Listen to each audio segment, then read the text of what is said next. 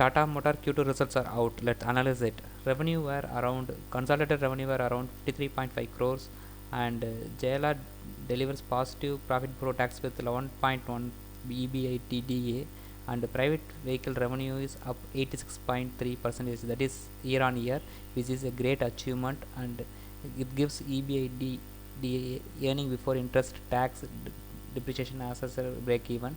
So it's like a strong positive free cash flows in both JLR and Tata Motor Limited. Tata Motor standalone, the commercial vehicle retails at sales at 38.3k, that is 12 times of Q1 during the pandemic, and private vehicle retails at 53.5k, that is 73% year on year. So like the new models launched by Tata Motors and the private vehicles are giving a good news for the shareholders.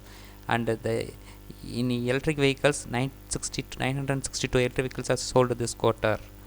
Around 2500 crores delivered or achieved around 600 crores of cost saving target for this year. The strong news is strong positive free cash flows of 2.83 crores to 2300 crores. That is a strong positive news. That's a very good news for stockholders. JLR sales, it's a thousand 1,13,569 units in Q2, which is up of 53.3% on Q1, but still down by 12% year on year. And profit before tax is 65 million on revenues of 4.4 billion. That gives a free positive cash flow of 463 crores. Electrified portfolio expanded to include 7 plug-in hybrid and 9 mild hybrid models. That's a great news. See the results.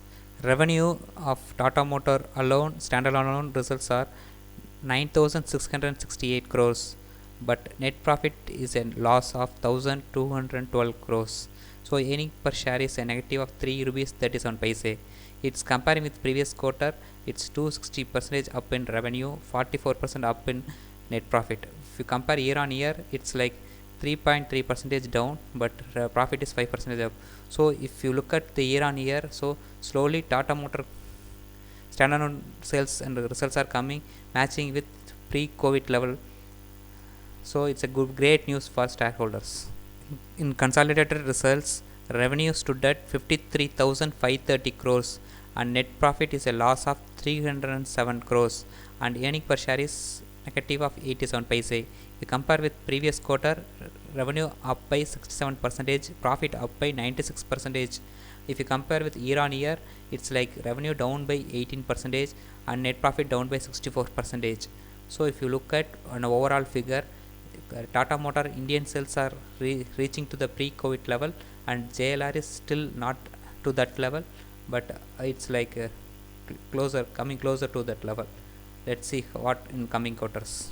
Let's see the highlights. Retail sales up 53% to 1,13,000 units and down year on year, and investment is 531 million, and it's like a great news is positive free cash flow of 463 millions in JLR.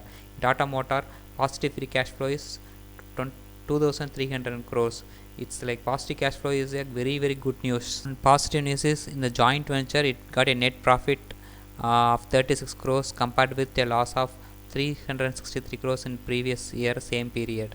And the very excellent news is that free cash flow in the automatic in this quarter was positive with 6,700 crores compared to negative of 2,500 crore in good achievements. Private vehicle achieved EB earning before interest, tax, depreciation break even, which gives a strong positive free cash flow.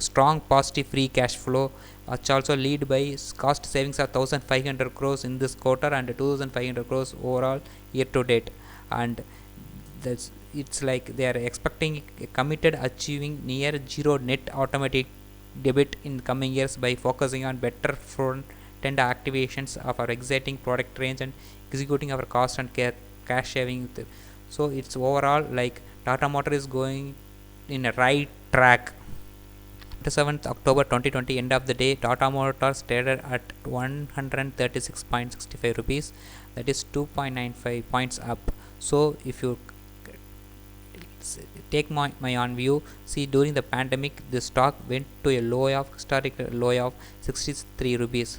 So that is a very very good entry point to for a long term investment like the stocks.